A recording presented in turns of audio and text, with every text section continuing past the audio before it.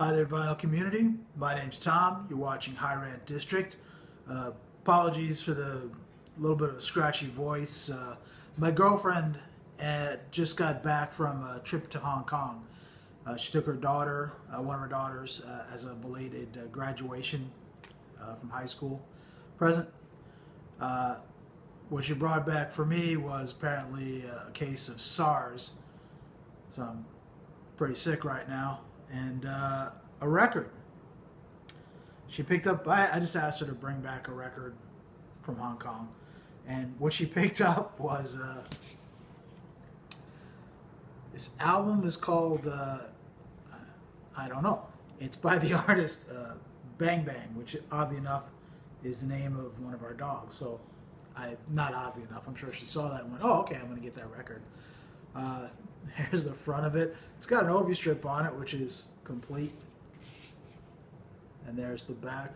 She didn't even know what an Obi strip was. I explained it to her, and clearly, you know, even though she got this in Hong Kong, you can see the original price is Japanese, right there. The record was, let's see, I guess she got it from Ducky's Records, and it was what? You can barely see it. It's HK right there, $83, which is about maybe about $11 if my math is right. $11 US. Here's a look at the label. Robert Z, if you're watching, maybe you can translate some of that. Clearly that's in Japanese. It's got this inner sleeve with lyrics. And it came with a poster. How much do I want to unravel this? There you go. That's a big poster. This record is from like 1976, so to have the poster intact and the vinyl look fairly pristine, I don't know if it's a cultural thing. Maybe in certain countries, folks just take better care of the records in general. But it's listed in Discogs as folk, world, country, with a subgenre of folk. I get a more of a 1970s kind of a loungy feel, a few different styles in there. With the distinctly, you know, it's Asian vocals. I'm sure it's Japanese, but and a little bit of a sound that sounds Asian to me. So it's kind of a nice departure from what I normally listen to. I actually do like it. I find it very interesting. Parts of it soothing, and kind of puts you in sort of a Mad Men in Asia kind of mood, I guess. Anyway, what I want to talk about is a record label called Paraiso Records. They, where I caught on to this is on a video by Stavros, Spinning Greek. I don't think he subscribes to me. You probably never even see this. But he was showing a record on this label and talking about the drumming on it. I think it may have been playing in the background, and it caught my ear. And he was saying, you know, from Paraiso Records, there's this series of records called the Impetus series, and if you find it cheap, you know, take a look at it. So I've got 4 of them now. They were the 4 that I found that were inexpensive, so I grabbed them. Let's see, Paraiso Records is comprised of it's a label run by Jonas Monk and Jacob Scott, who are in a band called Casa Sui, C-A-S-A, and the next word is S-U-I. They're supposed to be a stoner rock band out of Denmark. Oh, it was Denmark. And, well, you know, now that I think of it, you know, stoner rock is probably up my alley, and I should pick up one of the Casa Sui albums, but I haven't yet. So anyway, I picked up 4 albums, 2 by Jacob Scott, one of the people running the label, and 2 by Jonas Monk. They sound very different. They're both described as sort of krautrock, but you've got let's see, Jonas Monk. I picked up the album Pan. And if you can see, that's on it. El Paraiso Records. Boop. El Paraiso. And the Impetus series, this is number 5. The record itself is on kind of a reddish color. Here's a look at the label. And let's show the others, and then I'll backtrack a little. Jonas Monk's Absorb Fabric Cascade. So these are the 2 Jonas Monk records. This is the Impetus series number 16.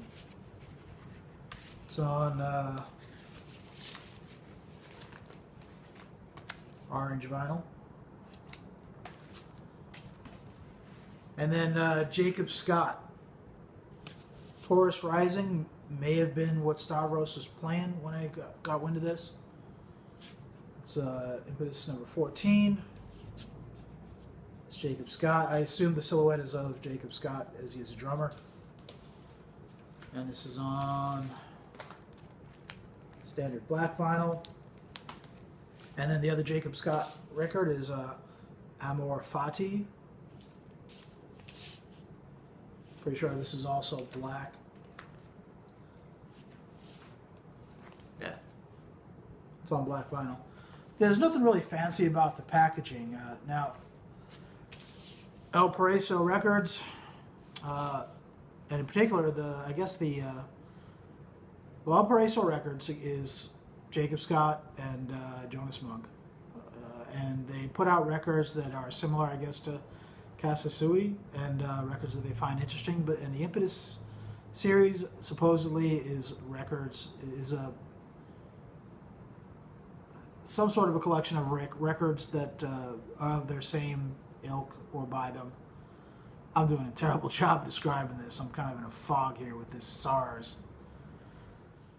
The just behind El Paraiso Records and the Impetus series supposedly is a environmentally friendly record of some sort, and that struck me as weird. Now, I don't know if that concept just translated incorrectly from Dutch to English, or if they were just trying to be funny. Because to me, it's like, it's a vinyl record. It's a petroleum product. We're all ecological terrorists. If we buy records and we like records, that's pretty much what we do. Then it struck me, all right, well, maybe they use only recycled vinyl. And then I got, from the feel of the record jacket, I'm assuming that these jackets, they all seem similar in texture, and the colors are a little dull. Not the artwork here, but like the background. Basically what I'm trying to say is that I'm pretty sure that they're using only recycled materials to make the record jacket. And the inner sleeve that originally came with it, they're just white paper sleeves. But, being that I'm an environmental terrorist, I put them all in these environmentally destructive MoFi sleeves, which help protect my ecologically damaging plastic records. So anyway, you got 2 different styles here. Now, what Stavros was showing was something by Jacob Scott. And again, what was he showing? He was showing Taurus Rising, I think. And he's a drummer, so his albums are very drum heavy. Krautrock, and I think that maybe Discog said ambient on it, but it's not ambient, primarily due to the drums being the main player here. So let's do a couple of needle drops.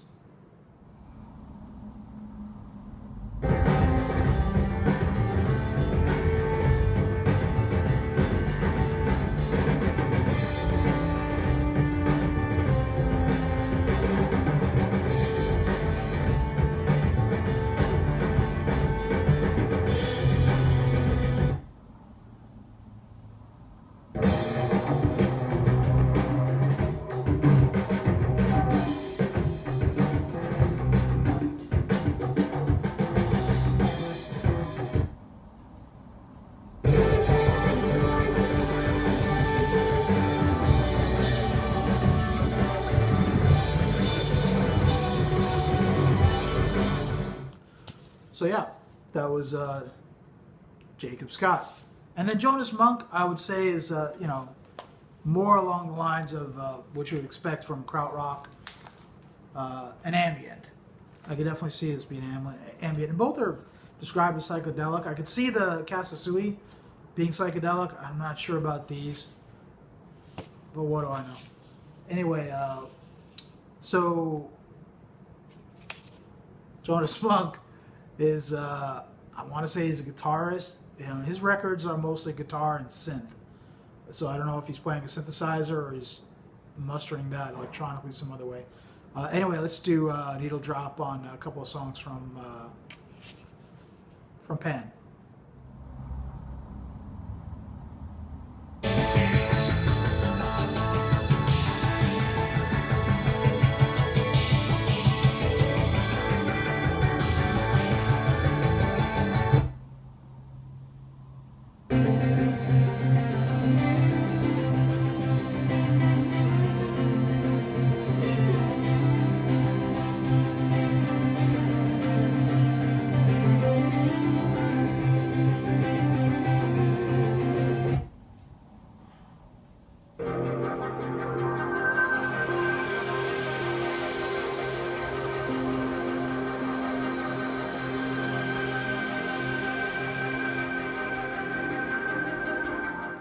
So there you go. That was Jonas Monk. And anyway, so El Paraiso Records, if you see anything on El Paraiso, I find them interesting. I wouldn't pay a whole lot of money for it. If it's in great shape, I'd probably top out at $15, $20 at the most. They're supposed to be limited quantities, but they're not that hard to find. A couple of them are a little bit pricey, but if you go to the El Paraiso Records website, and then depending on where you are, they're based in Europe, but they do have U.S. distribution as well. So just look around that website. Somewhere in there is a link for the U.S. distributor, which has a lot of the records, I think, for about like $15 and change plus shipping. So something different, something some ambient, some just heavy on drumming. This is Jonas Monk. The Jacob Scott ones with the drumming really, really did grab me in a big way, and I'll pick up some Kasasui. I think they actually started the label El Paraiso Records to start putting out the Kasasui records. They came out on a German label prior to that. Anyway, blah, blah, blah. Let me go drink something warm. And thanks for watching me babble. Catch you later.